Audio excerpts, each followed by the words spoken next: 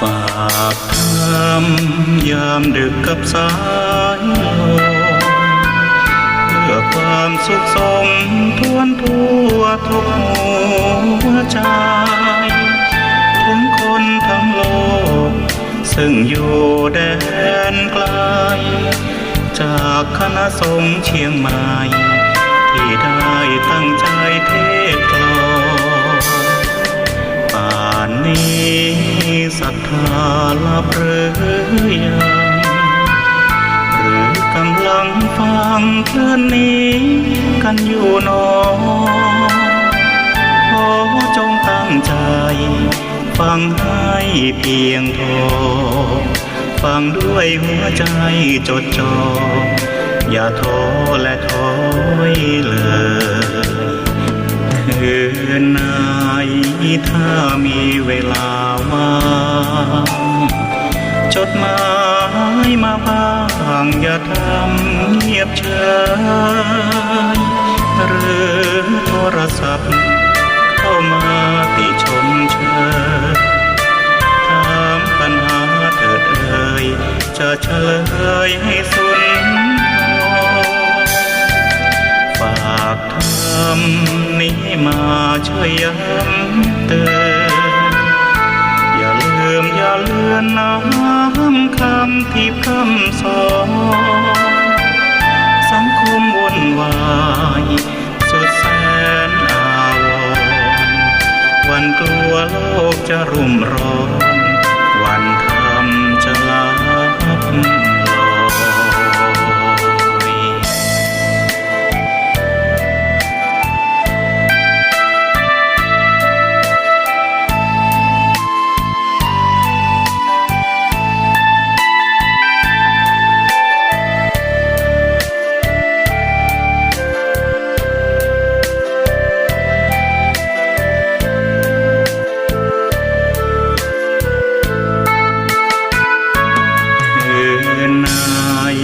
ถ้ามีเวลาว่า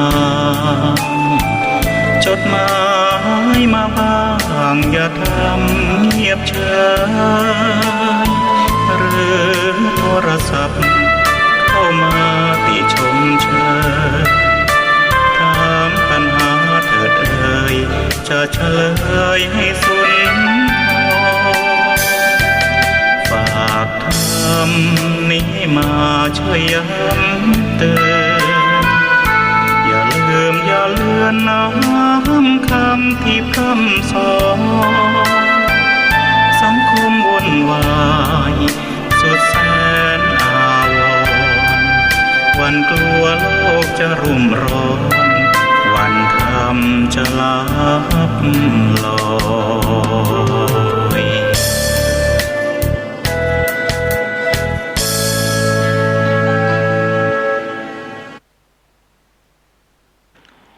ขอเจริญสุข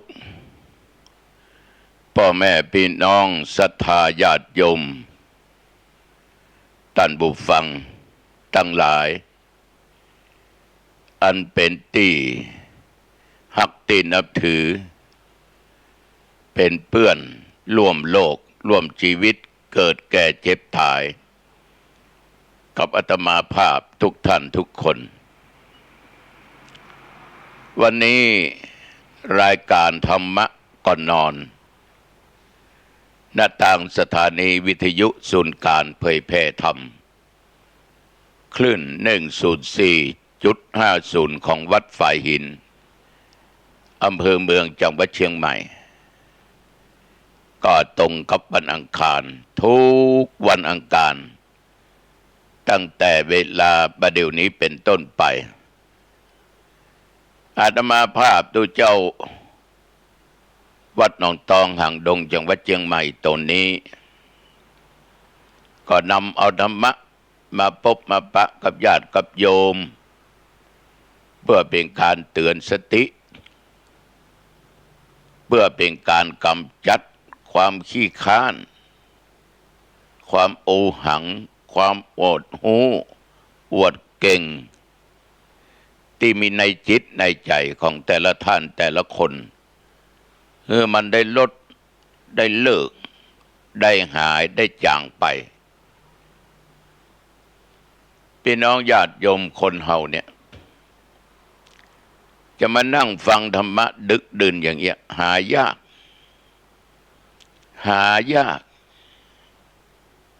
ยิ่งในยุคปัจจุบันเนี่ยยิ่งยาก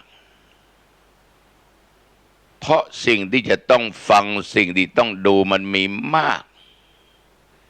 สิ่งที่จะต้องไปมันมีนักอย่าเวลาประเดี๋ยวเนี่ยบางท่านยังมีนอกบ้านไปตามร้านอาหารตามภัตตาคารไปนั่งกินไปแอวไปเต้นไปลำสังสรรค์กับเพื่อนกับฝูงนั่งกงเหล้ากงเบียร์สั่งอาหารมากินอแอคลอเคลียตึงไม่ยิงตึงบ่จ่ายอันนี้ก็ไม่จะว่ากันนะ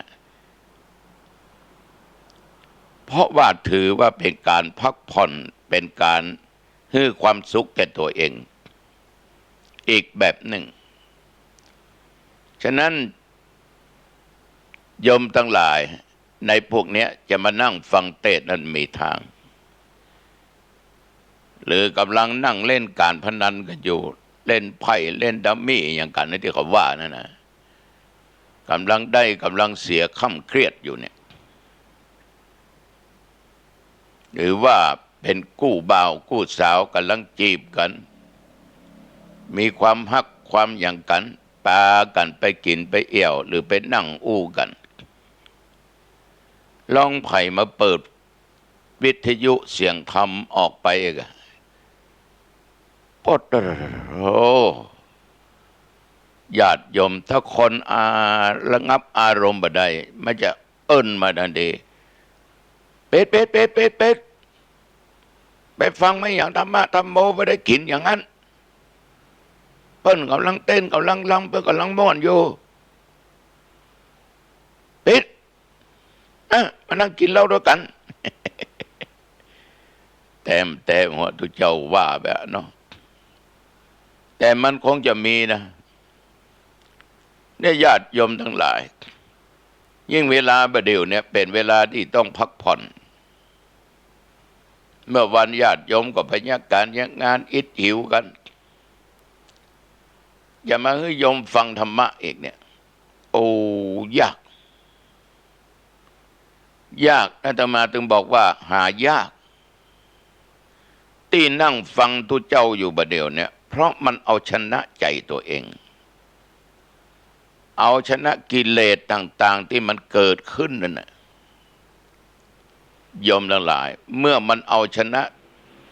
ตัวกิเลสได้สลัดทิ้งไปได้เอาขว้างไปละความโอหังความทิฏฐิความมันนะอวดตัวถือตัวว่าเก่งแต่เก่งไปในทางอื่นไม่ได้เก่งมาทางธรรมะจ้างมันฟังมันก็ไม่ฟังเอาเงินให้มันปั้นให้มึนมันก็ถึงฟังถึงมันแค่ฟังจิตใจมันก็บ่เอาละมันงดงิดไม่เอาสตังค์อย่างเดียวต้องไปจ้างมัน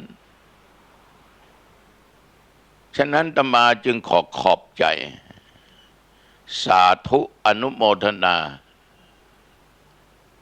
ในน้ำจิตน้ำใจของญาติโยมที่เข้มแข็งมีจิตที่ตั้งมั่นเด็ดเดี่ยวเป็นเอกะเป็นหนึ่งเดียวบ่หวั่นไหวสามารถเอาชนะพญามารได้สามารถเอาชนะพญามารได้ตัวกิเลสตัวนั้นได้ทั้งที่ธรรมะเนี่ยไม่ได้บังคับแต่โยมสามารถบังคับจิตบังคับใจคล้อยมาตามเสียงแห่งธรรมเสียงแห่งความเป็นจริงสิ่งต่างๆเหล่านั้นเป็นสิ่งหลอกลวงล่อลวงญาติโยมทั้งหลายอาตมาขอแสดงความยินดีในที่ท่านทั้งหลายสามารถเอาชนะมารเหล่านั้นได้ฉะนั้นญาติโยมที่ฟังเนี่ยเป็นบุคคลที่หาได้ยากแต่ก็บ่ยาก เพราะยังมีญาติโยมหลายท่านหลายคนนั่งฟังทุเจ้าเป็นเพียงแต่ทุเจ้าวัดหนองตองทุเจ้าที่ไหนก็ตามออกกี่โมงกี่ยามก็ตามญาติโยมก็ติดตามฟังกันพอออกไม่ออกบัดเต้าแต่นั้นต้านทั้งหลายยังแยกแยะเส้นทางในการเดินชีวิตในการฟังเทศน์ไว้ส่วนใดส่วนนั้นส่วนการส่วนงานนั่นก็คือส่วนงานส่วนโยมจะทำอันนั้นทำอันนี้ก็เป็นอีกส่วนหนึ่งส่วนที่โยมจะมานั่งจะมานอนจะมายืนจะมาฟังเทศน์ฟังธรรมก็อีกส่วนหนึ่งอาตมาเคยอู้เสมอว่าสิ่งไหนที่สำคัญก่อนที่ต้องจัดต้องทำโยมต้องทำสิ่งเหล่านั้นสมมุติว่าโยมเป็นแฟนรายการธรรมะแต่มีงานชิ้นหนึ่งที่โยมจะต้องทำโยมต้องทำโยมต้องทำสิ่งนั้นให้สำเร็จธรรมะวันนี้ได้ฟังวันหน้าก็ฟังได้หรือเวลาใดก็ได้ที่ทุกเจ้าตนใดตนใดออกโยมฟังก็ได้ขอให้โยมทำงานที่ชิ้นนั้นมันสำเร็จมันสำเร็จทำแล้วโยมจะสบายใจต่อไปจะนั่งฟังอย่างใดก็ม่วนใจอันนั้นก็ดีเอาอันนี้ก็ดีฟังจิตใจของโยมจะว้าวุ่นถ้าบ่เข้มแข็งเพียงพอในที่สุดจะเกิดความเสียดายขึ้นเกิดความทุกข์ขึ้นจิตใจจะงุดหงิดนั่นแหละตัวกิเลสตัวมารมันกำลังพุทธขึ้นมาต่อสู้ถ้าโยมบ่เข้มแข็งโยมการตัวเจ้าเนี่ยเมื่อพ่อแม่มีชีวิตอยู่พ่อแม่เกิดบ่สบายขึ้นมาอย่างหนักโยมทั้งหลายต่างจังหวัดมีการประชุมคณะสงฆ์จังหวัดด่วนเพราะมีเรื่องสำคัญที่จะต้องคุยกันปรึกษารือกันตุเจ้าวันหนองตองเอาแม่กับพ่อไว้ก่อนเอาแม่กับพ่อไว้ก่อนประชุมนั้นตนอื่นมานึงไปกันแล้วเขาถึงจะมาอู้ให้ฟังเขาต้องการรู้ว่าเพิ่นประชุมอย่างเอาก็ถามได้คนที่ประชุมนะประธานจะต้องเข้าใจว่าพ่อแม่ต้องมาเป็นอันดับหนึ่งมาจะโทรแจ้งเขารับรู้อย่างนั้นเพราะถ้ามีพ่อแม่เขาก็ไม่ได้เกิดและเขาไม่สามารถจะมาทำงานร่วมได้กับท่านทั้งหลายเพราะบ่มีเขาเหตุได้มีเขาก็เขามีพ่อแม่ผู้กำเนิดแต่มาจึงถือได้ว่าพ่อแม่นั้นเป็นอันดับหนึ่งจะมีงานจำเป็นขนาดไหนก็ตามถ้าพ่อแม่บ่สบายอาการป่วยหนักเนี่ยถ้ามอบมาให้บดีจะไปหาหมออยู่อย่างอยู่เขาไปหาป้าไปหาหมอได้ฉีดยาได้เปิ้นอู้เปิ้นจ่าได้แต่เปิ้นบอกว่าบ่ค่อยสบายอันนั้นเขาก็ยังพอที่จะไปได้ร่วมงานอื่นได้แต่ทิ้งบ่ได้ญาติโยมทั้งหลายเอาต้องแบ่งงานให้ถูกอันไหนสำคัญกว่าต้องอันนั้นถ้าญาติโยมนั่งฟังเทศน์ไปตลอดถ้าโยมมีงานที่สำคัญต้องทำโยมต้องทำสิ่งเหล่านั้นสำเร็จจะไปให้มันข้างค้างและโยมจะสบายจิตสบายใจมันนั่งฟังธรรมต่อได้หรือทำไปโดยเปิดวิทยุไปโดยถ้าอยู่บ้านเนาะ มันก็ฟังได้แต่อย่าให้เสียงานนะอย่าให้เสียงานและอย่าให้เสียธรรมถ้าญาติโยมสามารถมีความเพียรมีความมุมานะบากบั่นมีจิต ตั้งมั่นอย่างแน่วแน่งานอย่าให้เสียทำอย่าให้เสียพอออกไม่ออกเวลาโมกเอะเป็นเวลาที่ญาติโยมจะต้องพักผ่อนนอนสบายสบายมีห้องเย็นห้องแอร์ก็นอนห้องแอร์ห่มผ้าตัวเปียกนอนสบายญาติโยมมีแอร์ก็เปิดพัดลมนะตัวเจ้าเองก็เหมือนกับญาติโยมโยมทั้งหลายธรรมะนั่นน่ะมันเป็นอาหารทางด้านจิตใจอาตมามีความเชื่อมั่นว่าแม้แต่โยมและอาตมาถึงวันเนี่ยเราอยู่ได้เพราะธรรมะเรามีความสุขได้เพราะธรรมะมันสุขได้อย่างใดอยู่ได้อย่างใดจังโยมฟังรายการธรรมะก่อนนอนเนี่ยย้อนว่าตัวเจ้าหนองตองมีธรรมะอยู่ในจิตในใจถ้าธรรมาบ่มีธรรมะบ่มีความอดทนอดกลั้นมีความเปลี่ยนมุมานะในการศึกษาในเรื่องของพระธรรมวินัยหรือศึกษาแล้วก็แล้วไปบ่ต้องนำมาเผยแผ่บ่ต้องนำมาอู้มาจาและธรรมะมันจะแพร่ไปได้ไกลก็โยมลองกึศดูนี่อาตมามีธรรมะบางครั้งออกรายการสดจบปุ๊บก็นั่งบันทึกเสียงธรรมะว่างเวลาใดเอาเวลานั้นเลยจะบ่ปล่อยเวลาให้ว่างเปล่าไปโดยใจเหตุบ่ปล่อยเวลาให้ว่างเปล่าไปโดยใจเหตุต้องมีสัจจะวาจาอยู่ในจิตในใจแต่ว่าต้องหาเวลาดังธรรมาว่าตะกี้อันใดสำคัญก่อนต้องทำนั้นก่อนอย่าจะมันนั่งบันทึกเสียงธรรมะเนี่ย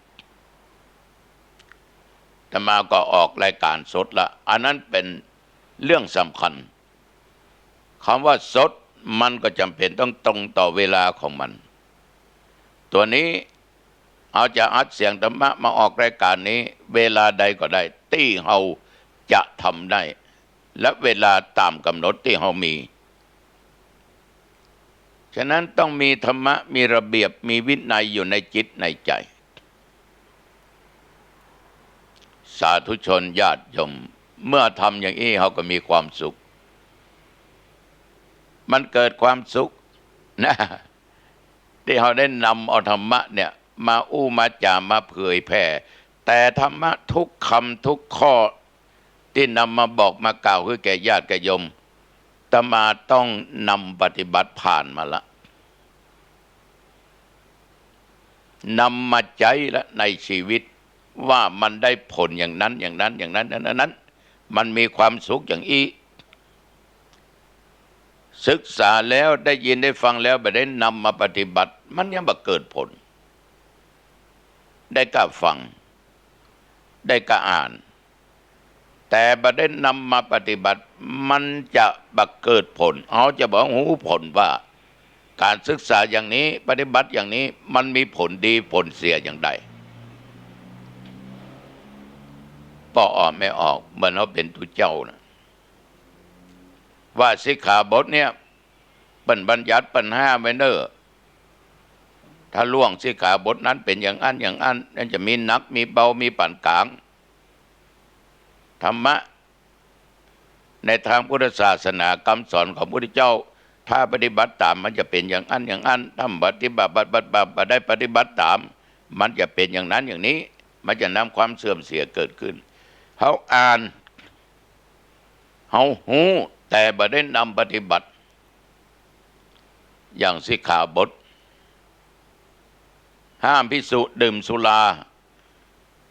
ถ้าดื่มต้องอาบัติปาจิตตีดื่มมากก็ขาดสติตั้งในความประมาทเพราะขาดปัญญา อาจจะนำความหายนะเกิดขึ้นได้เป็นที่ตำหนิติเตียนของชาวโลกชาวบ้านได้เขาอ่านเขาได้ฟังแต่บ่ได้นำปฏิบัติอาจจะไปดื่มอาจจะไปเสพเมาเหล้าบะลองต้องแต่งญาติโยมหันก่อเอื้อมละอาในที่สุดดื่มมากๆขาดสติตั้งอยู่ในความประมาทจะทำอย่างใดเป็นโทษอาญาทั้งบ้านทั้งเมืองต้องถูกจับศึกแล้วปฏิคุกติดตารางนั่นเพราะอย่างญาติโยมบ่ได้นำธรรมะมาปฏิบัติไม่ได้นำศีลข้อห้ามมาปฏิบัติมันจึงเกิดโทษเกิดความทุกข์อย่างมหันต์องค์สมเด็จพระสัมมาสัมพุทธเจ้าญาติโยมไปหันคนแก่คนเจ็บคนตายหันนักบวชนั่งสงบนิ่งก็อยากจะหาหนทางพ้นจากคำว่าแก่ความชราแก่เท่านั้นในสรีระร่างกายของมนุษย์มันมีการเปลี่ยนแปลงทุกโอกาสทุกเวลามันจะเอวมันจะโยนมันจะย่อนมันจะย้านมันจะเปลี่ยนไปทุกสิ่งทุกอย่างจะมาภาพ70ปลายขึ้นมาเนี่ยเวลาจะเดินจะเหินไปที่ไหนต้องระมัดระวังเพราะสรีระร่างกายของอาตมาภาพเหมือนกับโยมก็เปลี่ยนแปลงไปเตวไปไหนเตวเวยบ่ได้มันจะวำไปทางหน้า ถ้าสะดุดก็ล้มมันจะวำไปทางหน้ามันจะเตวเหมือนเมื่อหนุ่มเมื่อกำเป็นไปบ่ได้ขอโทษโยมนะถึงวันเวลาเดินต้องเอาฝ่าเท้านี่ลงอย่างเต็มที่เพื่อความมั่นคงจะไปเอาฝ่าเท้าลงกึ่งกลางอย่างเมื่ออายุ30-50ก็ได้มันต้องเอาลงเต็มที่แล้วก็ก้าวต่อไปถ้าว่าจะเดินอย่างเมื่อเป็นหนุ่มขันสัมปึกสัมปักสัมปึกแล้วได้ทะเลทลายล้มลงไปละบ่ได้ญาติโยมฉะนั้นความแก่เนี่ยมันมีการเปลี่ยนแปลงทุกเวลาความเจ็บมันถึงเจ็บถึงปวดกันอยู่ตลอดเวลาอย่างดูเจ้าไอแคกมันก็เป็นเนี้ยมาตลอดอย่างเมื่อเดือนก่อนนั่นนะหรือมาจนถึงปัจจุบันยังมีการเจ็บปวดตามร่างกายบางครั้งนี้ไอญาติโยมนั่นแหละโอ้โหเส้นเอ็นมันตึงมันทำให้ปวดเหมือนกันก็มาขอหาสาเหตุว่าเป็นเพราะอะไรอย่างเฮาบ่รักษาตัวเองไปยกของหนักและเอ็นเฮาคนเฮาแก่มันไม่ใช่เหมือนเราอ่อนหนุ่มเมื่อใดมันเป็นเอ็นที่แก่แล้วมันตึกตีมันแล้วมันนี่จะขาดแล้วเพราะอวดเก่ง ไปยกอันนั้นไปยกอันนี้เปียสลาดไปกวาดอันกวาดนี่ทั้งที่เคยทำแต่การเวลานั้นนะมันบ่เหมือนกันอันนั้นมันอดีตปัจจุบันอีกอย่างหนึ่งความเจ็บเนี่ยเป็นสิ่งที่ทุกคนหลีกมาได้หนีมาพ้นฉะนั้นเจ้าชายสิทธัตถะไปมองหันเหล่านี้เนี่ยอย่างใดบ่ต้องฮื้อแก่บ่ต้องฮื้อเจ็บไปมาไปหันคนตายมีสัตว์มาจิกมาอย่างเนี่ยสรีระร่างกายก็เปลี่ยนสีไปแล้วใบหน้าใบตาก็เปลี่ยนหมดรูปร่างลักษณะเปลี่ยนหมดแล้วก็มีกลิ่นออกมาเนี่ยใหญ่จะบอกให้มันมีตาย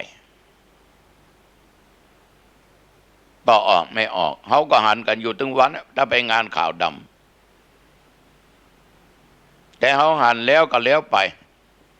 เขาหันเป็นเพียงแต่เป็นนอกเขาไม่ได้หันไปไหน ฉะนั้นที่เปิ้นเอาผ้าบังสกุลไปวางเนี่ยคือตัวเจ้าได้พิจารณาแต่ก่อนศพเนี่ยญาติโยมมันมีลงทองมันมีหินงามปิดบังสรีระร่างกายตัวเจ้าใช้ผ้าห่อศพเนี่ยมาเป็นผ้านุ่งผ้าห่มมาเดี๋ยวเอาก็เอาเชื้อโรคจะติดต่อเพราะร้านขายมีผลึกญาติโยมมันเป็นไปตามกาลตามเวลาอนิจจาวัฏสังขาราสังขารทั้งหลายมันบัดเตี้ยงมันอย่างเอี้ยเกิดมาแล้วก็แก่แล้วก็เจ็บแล้วก็ตายจะเหม็นอย่างเอี้ยจะใกล้อย่างเอี้ยเขาก็อย่างนี้กูก็อย่างนี้เราก็อย่างนี้ทุกคนหนีบ่พ้นเจ้าชายสิทธัตถะก็มากึดเนี่ยอย่างใดบัดต้องเป็นอย่างนี้ไปพบใส่สมณะนั่งสงบพึงพอใจในการเป็นสมณะในการออกบวชญาติโยมถ้าไม่อยากแก่ไม่อยากเจ็บไม่อยากตายโยมจะได้โยมจะทำอย่างไรลองคิดในใจลอง ตอบในใจแล้วก็ตอบให้ตัวเจ้าหนอนตองฟังว่าอย่างอันมันต้องเอิ้นมานะลองตอบในใจคือมันต้องเกิดอย่างเดียวญาติโยมถ้าเขาบักเกิดมาเนี่ยมันต้องมีแก่มีเจ็บมีตายเนี่ยอย่างใดบักฮือได้เกิดแน่สิทธัตถะราชกุมารหันสมณะแล้วก็จึงเอาทางนี้แหละเป็นทางที่จะดับสิ่งเหล่านี้ได้ละลูกละเมียละทรัพย์สมบัติยศถาบรรณศักดิ์ตำแหน่งทุกที่ทุกอย่างเสด็จออกบวชเป็นคนหันแก่ตัวแม่นถ้าบ่เห็นแก่ตัวก็บ่สามารถพ้นจากความเกิดแก่เจ็บตายได้การเห็นแก่ตัวของพุทธองค์นั้นญาติโยมเพื่อเป็นทางหลุดพ้นเมียก็งามลูกก็น่าฮักทรัพย์สมบัติก็มีประสาทก็โอ้โหสามฤดูกาลนางฟ้านางสนมเยอะแยะจะฟังเพลงก็ได้ดนตรีก็ได้อย่างหมู่เฮาทั้งหลายเนี่ยฟังแล้วดูแล้วแค่นี้ตุกเลยออกบวชค้นหาสัจธรรมได้6 ปีจึงได้ตรัสรู้เป็นสัพพัญญูพุทธเจ้าอันนี้มันจะเอามาขายสวนเนอะก็อู้กันไปตามเนื้อหาตามได้ศึกษาปฏิบัติมาก็ออกไม่ออกศรัทธาญาติโยมท่านผู้ฟังเพื่อจะได้ตรัสรู้ต้องกำจัดสิ่งหลายๆอันหลายๆอย่างเพราะสิ่งเหล่านี้มันเป็นเชื้อที่ต้องมาเกิดจะต้องมาตุกจะต้องมาแก่จะต้องมาเจ็บจะต้องมาจ่ายเชื้อตัวนั้นก็คือกิเลสตัณหา3กามภวะวิภวะมันต้องอธิบายอย่างย่อยนะความโลภความโกรธความหลงกามราคะตัวเราเนี้ยที่จะเป็นเชื้อเพลิงจะงอกเงยมาเกิดอีกแต่จะเกิดเป็นมนุษย์เป็นสัตว์เดรัจฉานเป็นสัตว์นรกเป็นเทพบุตรเทวดาเขาไม่สามารถที่จะรู้ได้แล้วแต่การกระทำของเขาสาธุชนญาติโยมท่านผู้ฟังคิดคนเดียวนะฉะนั้นการศึกษาการฟังถ้าบ่นำมาปฏิบัติมันจะบ่หูมันจะบ่เกิดผลธรรมาเคยอู้เสมอว่าถ้าจะไปก็ขอให้ไปเพราะมันถึงต้องไปมันจะอยู่อย่างอี้มันถึงอยู่บ่ได้แต่มันจะอยู่ไปกี่เดือนกี่ปีเราบ่สามารถกำหนดกฎเกณฑ์มันได้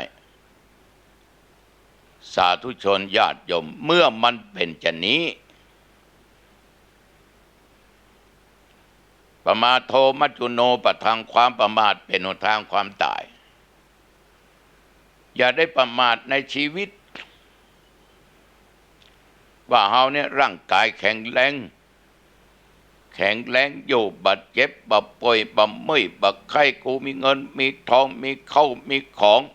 มียศถาบรรณศักดิ์มีตำแหน่งมีหน้าที่กูโรยแต่สังขารมันก็โรยลงไปญาติโยม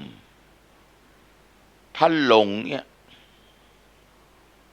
หลงไปทางดีก็จะดีหลงไปทางบดีก็ไปทางบดีมันจะตั้งอยู่ในความประมาทมันจะคิดว่าตัวเองเนี่ยยังบักแก่เด้ออุบัติตายง่ายเด้อกินเอวเล่นสนุกสนานที่ไหนไปเต้นรำที่ไหนไปวัดกุมไปสวดมนต์กุมเอาฟังเทศน์กูบอกเอาปฏิบัติสมาธิภาวนากูไม่เอากูจะเอากำม่วนกำงันอย่างเดียวก็บาห้ามกันนะมันเป็นสิทธิของแต่ละบุคคล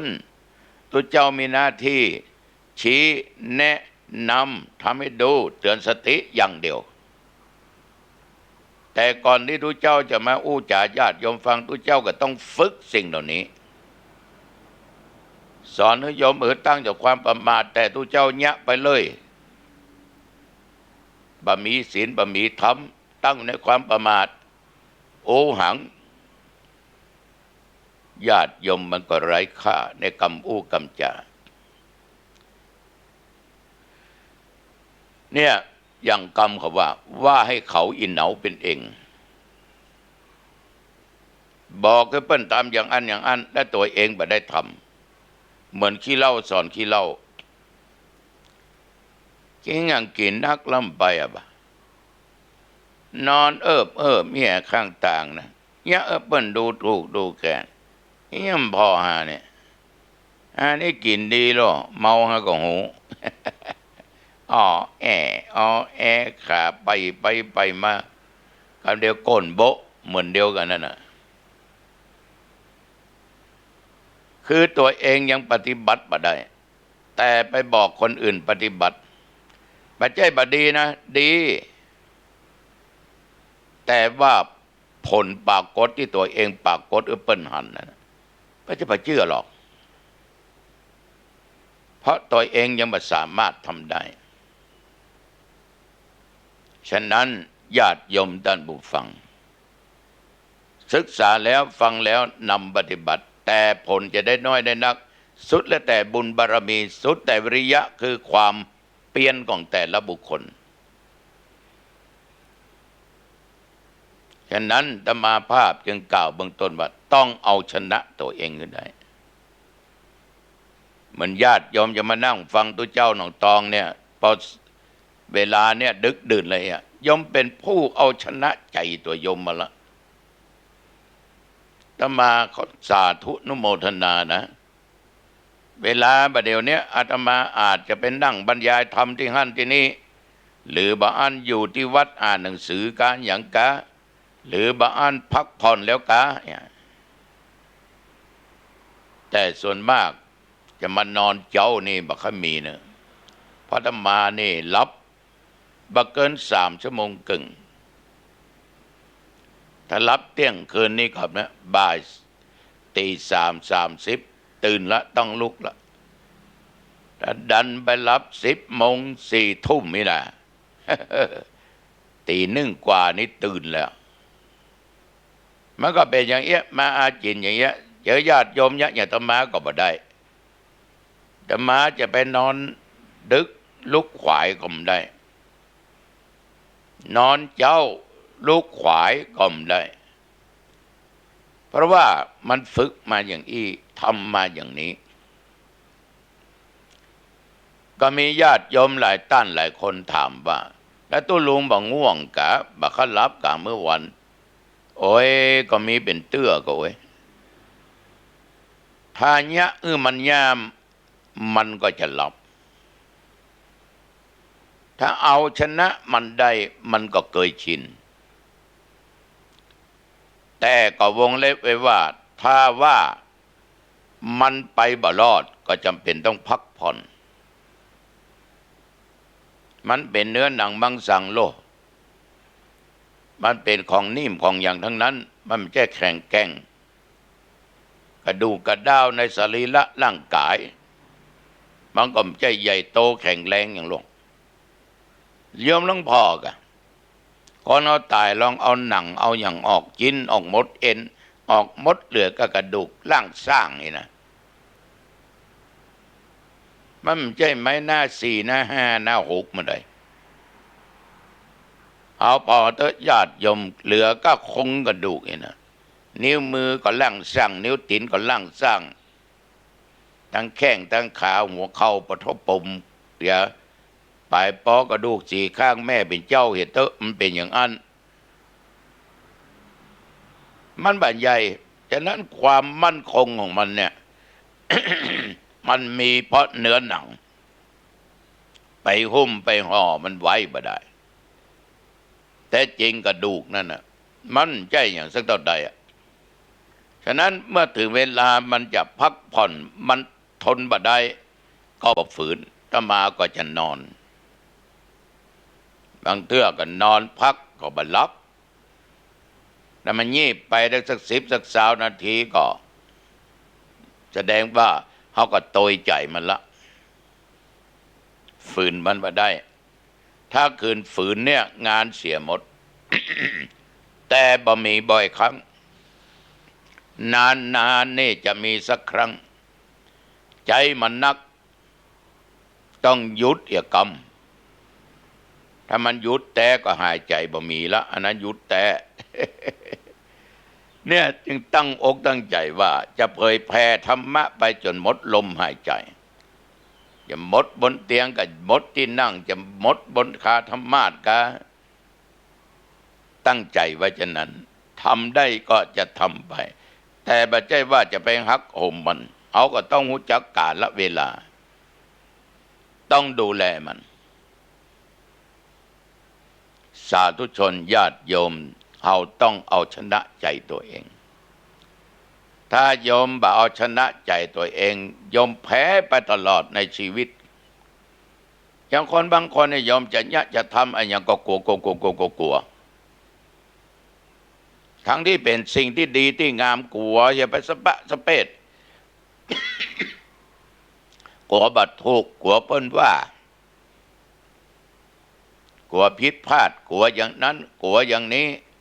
อย่างญาติโยมบางคนจะไปวัดกลัวใส่คันดอกบะจ้างกลัวไหว้พระบ่เป็นกลัวสวดมนต์เปิ้นบ่ได้กลัวเปิ้นพอหน้ากลัวเปิ้นว่าไปกลัวมาอย่างสิ่งนี้มันบ่ใช่น่ากลัวเปิ้นใส่อย่างใดเขาก็ใส่ตามเปิ้นบ่เข้าใจก็ถามเปิ้นลดทิฐิลดมานะเปิ้นใส่ขันแก้วทั้ง3ใส่อย่างใดเปิ้นใส่บาตรใส่อย่างใดเปิ้นไหว้พระไหว้อย่างใดเปิ้นสวดมนต์มีหนังสือก็ ถามเปิ้นอ่ะที่เปิ้นฮู้เปิ้นก็ชี้แนะนำมือเอา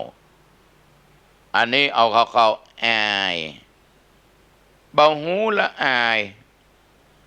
บ่ถามดันไปอายสิ่งที่บ่ควรอายทุกเจ้าว่าหลายเทื่อละไปกลัวสิ่งที่บ่ควรกลัวนั่งเล่นไพ่วันค่ำยังบ่กลัวเพิ่นยับยังบ่กลัวเสียทรัพย์สินเงินทองยังบ่กลัวเสียสุขภาพดื่มเหล้าดื่มเบียร์ถึงวันยังบ่กลัวเป็นโรคยังบ่กลัวเสียสุขภาพยังบ่กลัวเสี่ยงเงินเสี่ยงทองยังบ่กลัวว่าเกิดการทะเลาะวิวาทกันมาทำร้ายร่างกายกันถึงแก่ชีวิตดันบ่กลัวดันบ่อายมันแปลกนะโยมคนนอนี่นะมันบ่กลัวบาปบ่กลัวกรรมมันบ่อายต่อบาปต่อกรรมไปวัดนี่อายไปวัดนี่กลัวแปลกดียอมต้องเอาชนะสิ่งชั่วร้ายให้ได้บ่ต้องไปกลัวมันอันนี้ไปกลัวสิ่งที่บ่ควรกลัวอันใดดีกลัวก็ดันบ่กลัวอ่ะบาปกรรมความชั่วร้ายต่างๆดันบ่กลัวไปกลัวต่อการกระทำคุณงามความดี มันแปลกเขาพอคนบางคนที่เอี่ยวป้นตามร้านทองการ้านค้าการอย่างไปลักไปจกเปิ้นหรืออันฆ่าคนตายการอย่างกาไอ้เอาผ้ามาโปกหัวอ่ะกลัวเปิ้นหันหน้าตั้งข่าวเปิ้นก็ถึงมือหันชัดเจนเนาะทำมาอย่างมัวดำอย่างปิดบังใบหน้าแต่จริงจะมาว่ามันต้องปิดบังนี่ตามความคิดนะสิทธิเสรีภาพสิทธิของแต่ละบุคคลก็เฮาทำความชั่วทำสิ่งที่บดี น่าจะให้คนทั้งหลายได้หันว่าคนเนี้ยผู้ร้ายอันนี้มัวฟังเลยบอกฮู้ไปเป็นผู้ร้ายเกิดมันโจโลกเขาวัดมาหลวงเขาบอกเคยหันหน้ามันหันแต่หันไปชัดเจนเป็นไผ่บอกฮู้ครบได้หมดแล้วกันหายดีบอกฮู้เท่าได้หันโอ้โหนี่ต้องระมัดระวังละแต่แล้วลงข่าวเนี่ยเป็นลักของเปิ้นนี่เป็นลักพระเจ้านี่เป็นลักทองนี่ไปทำให้คนนั้นคนนี้ถึงแก่ชีวิตนี่ตายนี่มันเป็นผู้ร้ายนี่มันออกมานี่ญาติโยมอันนี้ก็เป็นสิทธิของแต่ละบุคคลอายมันอายสิ่งที่บ่ควรอายกลัวสิ่งที่บ่ควรกลัวฉะนั้นศรัทธาสาธุชนญาติโยมอันนี้ก็อย่างหนึ่งละฝากไปกับญาติโยมลองนำไปคิดมีปัญหาที่ญาติโยมถามเกี่ยวกับคนตายหมู่บ้านนี้มีปัญหามากตายปุ๊บจะไปเผาวันใดเนี่ยวันศุกร์ไปได้เผาวันการก็แห้งวันพุธก็ผีตายเปิ้นมาครับส่วนกินส่วนต่างวันเสียก็บดีมันจะเสียเข้าเสียของเสียคนทั้งหลังเจอ9 กล่องไป2 วัน6 วันแล้วบดีสักวัน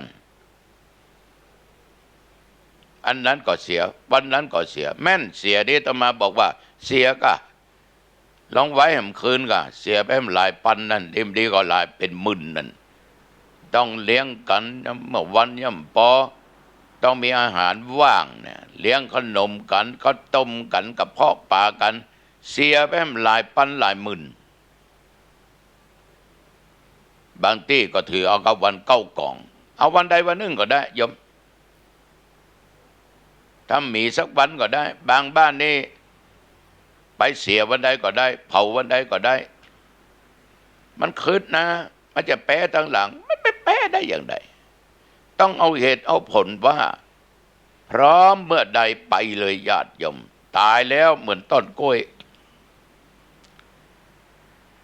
เหมือนต้นกล้วยตมายังบอกศรัทธาเมื่อเข้าพรรษา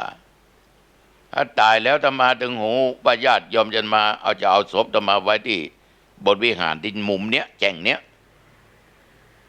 ขอไว้จะไปเกิน7 วันเนอะเอาเผาที่หน้าวิหารเนี้ยขุดหลุมเนี่ยพอหายพอดีก็เอาไม้อย่างวันเนี้ยมาก่อขึ้นมาเห็นกี่ก่อไว้เห็นน้อยเอาล่องเขาวางอย่าจุดไฟอย่ามันก็ตาก็บอกก็ญาติโยมบนวิหารวันเข้าพรรษาศรัทธาบางคนก็ว่าบ่ได้ต้องลงบ่ได้โอ้ยสั่งไว้แล้วต้องได้กะไม่ใช่ห่วงตัวเองบัดยาก็เป็นภาระภัยใดๆทั้งสิ้นเขาก็ไม่ใช่สำคัญก็เป็นมนุษย์ธรรมดาเนี่ยนะอันนี้ก็สุดแล้วแต่ละท่านแต่ละคนจะคิดอย่างใดอันนี้ตมาอู้ไว้ฉะนั้นญาติโยมทั้งหลายไปกลัวคืดกลัวจาเฮาพร้อมเมื่อใดเฮาสู้ได้ขนาดไหนอู้กันตรงๆเงินมีก็ถ้าโยมพร้อมบ่เดือดร้อน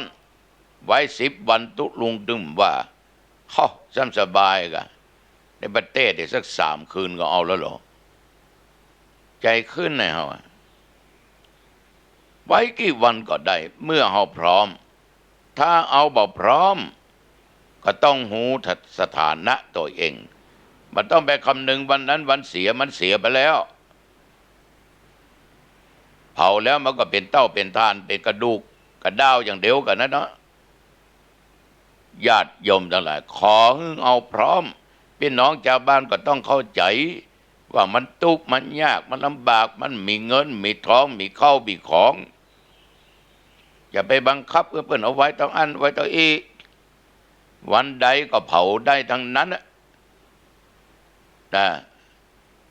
แต่บางที่เพื่อนก็ถือวันเก้าของคนเฒ่าแก่เพื่อนถือเขาก็ถือไปตามเพื่อนเว้นเนี่ยวันเอาอย่างนี้ก็ได้สิ่งเหล่านี้ตัวเจ้าหนองตองเคยมีประสบการณ์มาละได้ได้จ่าญาติโยมฟังไปหลายที่ปูจานวัดฮะเปิ้นตายประสบอุบัติเหตุรถชนเป็นนอนยาได้3 วันตายเอาศพมาไว้ศาลาวัดหนองตองในฐานะที่เป็นลูกศิษย์ลูกหาส่วนหนึ่งก็จึงประกาศว่าญาติโยมศพผู้ใหญ่บ้านหรือพ่ออาจารย์เนี่ยเมื่อเป็นถึงผู้ใหญ่บ้านเป็นถึงมคนายก3 วันจะเผาละเอาหูว่าฐานะความเป็นอยู่ของเปิ้นเนี่ยมอกพอดีวันพูกจะเผาวันนี้ศรัทธาคนเฒ่าแก่มาด่าครอบด่าครัวกินตานมีคนหนึ่งมาโต๊ะวันพูกวันเก้ากองนะเปิ้นบัดนี้เผาผีนะมันจะแปะทั้งหลังแปะลูกแปะเมียนะแปะคนอยู่ทั้งหลังนะเขาอ่านทำมันใช่อย่างอันลูกเขาก็เอาทำเมืองมาคนนั้นก็ว่าคนนี้ก็ว่าเพื่อความสบายใจของเจ้าภาพเกิดไอเดียความคิดชุดขึ้นมาด้วยสติปัญญาของตุ๊เจ้าวัดหนองตองบ่เป็นอย่างป้อก็ได้เขาจะเผาวันนี้ละกันพวกเก้ากล่องเนาะเขาขอชุดที่เปิ้นใส่นะ1 ชุดทุกสิ่งทุกอย่างเนี่ยขออย่างละอันเป็นผ้าเป็นอย่างเปิ้นที่เปิ้นเคยใจเปิ้นเกิดวันที่วันเดือนพศตัวเปิ้งเขาจดเขากำเขาก็จดชื่อเปิ้นอย่างเรียบร้อยจวนตุจวนเน้นเขาแล้วก็เจ้าบ้านบางคนไปตัวเขาจะเผาบูจานวันนี้เขาจะเผาผู้ใหญ่บ้านวันนี้ไปถึงไปหิ้วไปจ้าญาติยอมนั่นแหละเกียมของฟื้นไว้ให้น้อยเอาเสื้อเอาผ้าเอาชื่อนะปีวันเดือนเกิดของคนนะไว้บนเชิงตะกอนจุดไฟจะมาก็เผาแหละเขาโล่งอกโล่งใจตุลุงเผาละคนชื่อนี้เผาไปละเสื้อผ้าเตียวที่เขาหั่นก็เป็นของที่มึงเคยใส่เผาไปเรียบร้อยต้องวันเป็นวันเก้ากล่องที่เขาว่าเอาศพไปเผาก็มีเหตุการณ์เกิดขึ้นบะพิษบะเถียงกันหน้าบะดำบะค่ำบะเครียดบะได้บุบได้ตีกันต่อจากนั้นไปศรัทธาหันก็บะตายกันเป็นเกือบปีก่อนโอ้ญาติโยมทั้งหลายมันบะได้คืดบะได้จาอย่างมันอยู่ที่กำปากตัวคืดคือตัวบดีวาจาบดีการกระทำบดีคิดบดีนั่นคืดเงืดใบเงืดง่าวนั่นคือตัวบ่หูข้าอย่างมาเงืดใบเงืดง่าวเงืดใบย่อมปอง่าวด้วยฮะมันบ่หูมันมืดตันผิงเนี่ยคือแล้วก็ตอบเพื่อเขาฟังอย่างเงี้ยฉะนั้นญาติโยมศรัทธาสาธุชนท่านผู้ฟังสิ่งเหล่านี้ต้องมาแต่เหตุแต่เมื่อพิจารณาดูต้นเหตุแล้วมันเป็นสิ่งบัดจริงก็จะไปหลงเชื่อกันมากจนเกินไปจะทำให้เสี่ยงจะทำให้เสียทำให้ลำบากมาก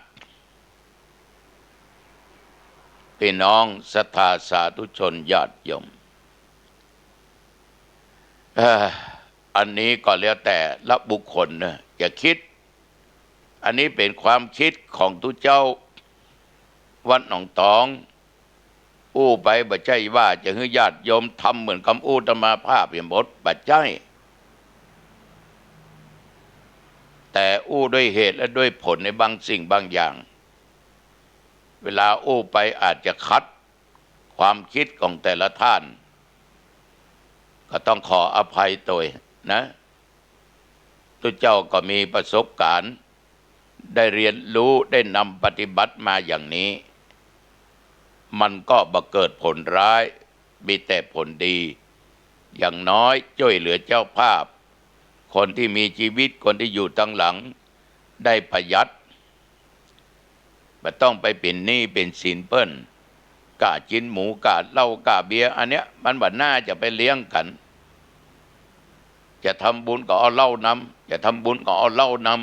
ำบ่ฮู้เป็นจะได้เจ้าพูดนี่แปลกแต่เอาไปว่าคือก็ไม่ได้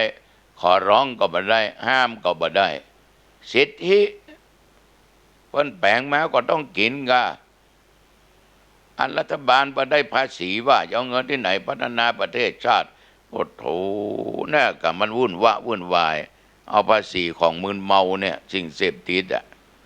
ไปพัฒนาหันนี่มันเลยเมาสมะเละเทะเมาเละเทะมีกะความโลภความโกรธความหลง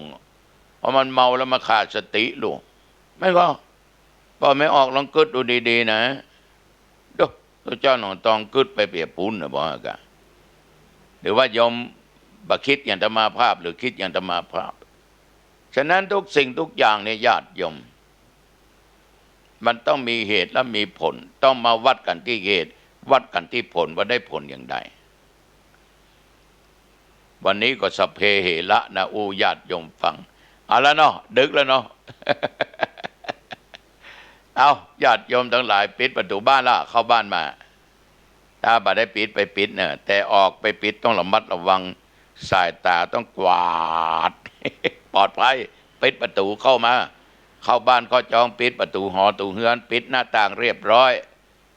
ญาติโยมก็เข้าห้องน้ำเนี่ยอาบน้ำอาบท่าแต่งเนื้อแต่งตัวจะปะแป้งบีหัวเหี้ยก็ตามใจโยมเถอะนั่งกินข้าวอย่าทำได้กินดื่มน้ำเหี้ยกำนั้นก็เก็บของมีค่าทุกสิ่งอย่างไว้อย่างดีของใดจะใจวันพวกนี้ญาติโยมก็ไว้ที่มันหันที่เห็นน้อยกันลืมเนาะเรียบร้อยแล้วญาติโยมก็เข้าห้องพระเข้าห้องนอนมีห้องพระก็ห้องนอนนั่นแหละเป็นห้องพระเอานอนอยู่ตลอดโลกกราบพระสัก5 ครั้ง1กราบพระพุทธ2กราบพระธรรม3กราบพระสงฆ์4กราบแม่กราบพ่อ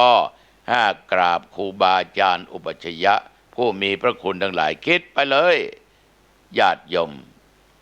แล้วนั่งสมาธิภาวนาอย่ากำหนดเวลาต้องอันเท่าอีได้เท่าใดก็เอาเท่าอันนะ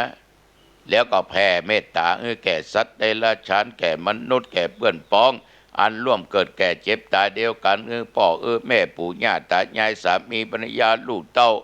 ครูบาอาจารย์ของเขาเทบุตรเทบดาเทพระอารักษ์ผีหอผีเงินผีปู่ผีย่าแผ่เมตตาคือเขาหมด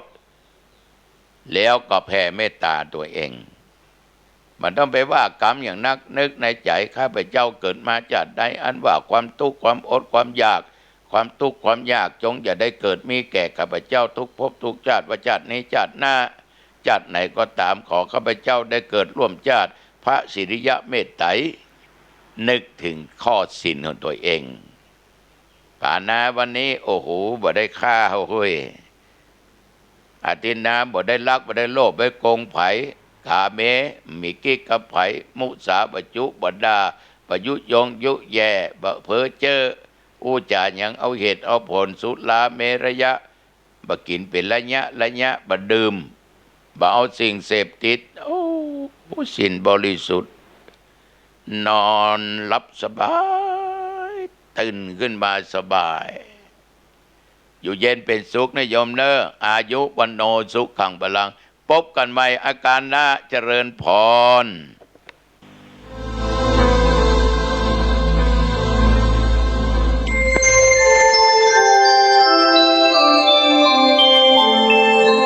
ขณะนี้ท่านกำลังฟังสถานีวิทยุกระจายเสียงพระพุทธศาสนา FM 104.5 เมกะเฮิรตซ์ฟังสถานีวิทยุกระจายเสียงคลื่นเพื่อการศึกษาพระพุทธศาสนาและวัฒนธรรมระบบ FM 104.5 เมกะเฮิรตซ์ออกอากาศณวัดฝาย